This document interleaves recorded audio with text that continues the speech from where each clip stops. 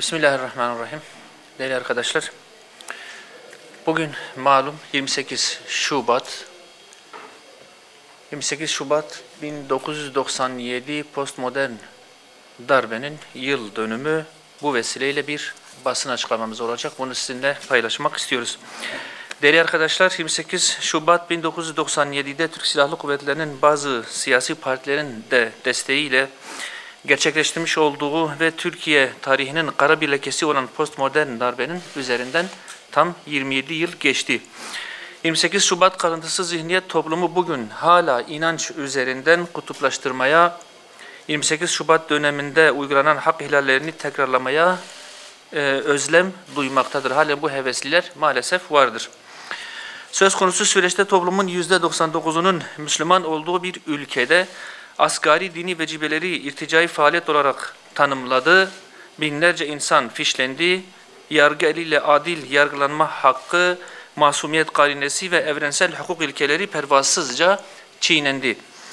Uzun gözaltılar, ağır işkenceler, müdafisiz yargılanma gibi uygulamalarla pek çok Müslüman şahsiyet 10 yıllara varan sürelerle cezaevlerine maruz bırakıldı.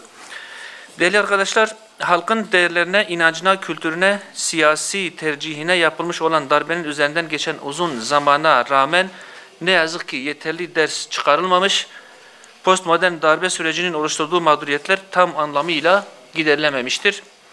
28 Şubat sürecinin failleri ve devam ede gelen zihniyetiyle tam olarak bir hesaplaşma gerçekleşmemesi bugün hala hak ihlallerinin sürmesine, dini değerlerin alenen aşağılanmasına ve mağduriyetlerin devam etmesine sebep olmaktadır. 28 Şubat sadece askeri vesayetin siyasete balans ayarı çekme girişimi olarak değil, eğitim, medya, yargı kanallarıyla toplum ve siyaseti baştan aşağı dizayn etmeye yönelik bir girişim olarak siyasi tarihimizde kara bir leke olarak tarihte yerini almıştır.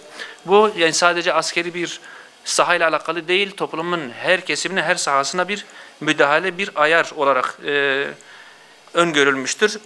Bugüne kadar darbenin askeri ayağına hesap soruyormuş gibi bir süreç yaşanmış olsa da, değerli arkadaşlar, bu darbenin medya, yargı ve eğitim sektöründeki finansörlerine yönelik bir adım atılmadı, halen bu adım atılmış değildir. Bu da söz konusu sürecin tekrarlanma riskinin sürmesine sebep olmaktadır.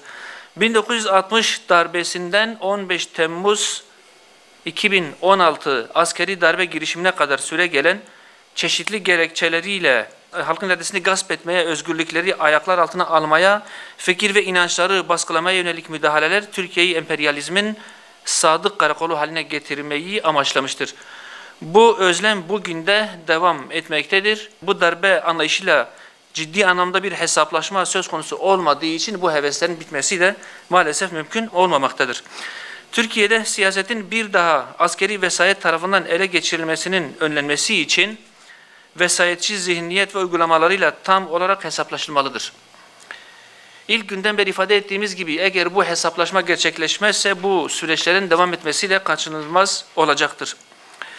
Özellikle 28 Şubat sürecinde medya, yargı ve kolluk tarafından gerçekleştirilen hak ihlalleri ile yaşatılan mağduriyetler tam anlamıyla giderilmeli, sebebiyet verenlerden hesap sorulmalıdır.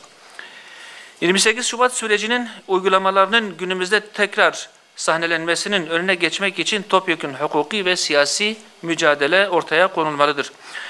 Bu doğrultuda somut bir adım olarak özellikle kirli hafızaya kayıtlı yanlış bilgilere dayanılarak yapıldığı için halen mağduriyet oluşturan güvenlik soruşturmaları ile mülakatlara yönelik yeni düzenlemeler yapılmalı, bunlar kaldırılmalıdır ya da devletin bu hafızası temizlenerek insanların mağdur edilmesine engel olunmalı. O dönemde yapılan fişlemeler devlet hafızasından kaldırılmalıdır. Darbe zihniyeti ve uygulamalarıyla hesaplaşmanın en önemli yolu değerli arkadaşlar, darbelere meşruiyet zemini oluşturmaya elverişli 1982 Anayasası yerine tamamen yeni sivil bir anayasanın oluşturulmasıdır.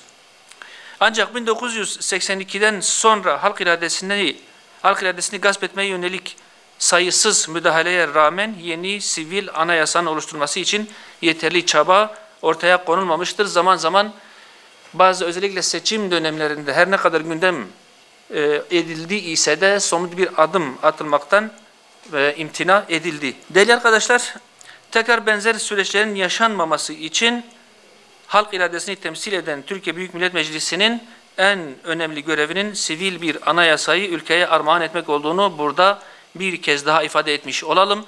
Bütün siyasi partilere aynı masada buluşma çağrısını bu vesileyle yapıyoruz. Bu vesileyle dindar kesimlere yönelik yok ediş politikası uygulanan ve binlerce insanın vesayetçi zihniyetleriyle mağdur edildiği 28 Şubat'ın yıl dönümünde vesayetçilere azim, kararlılık ve ciddiyetle karşı duran merhum Başbakan Profesör Doktor Necmettin Erbakan'ı vefatının 13. sene-i devriyesinde rahmet ve minnetle bu vesileyle anıyoruz. Allah-u Teala kendisine rahmet etsin inşallah.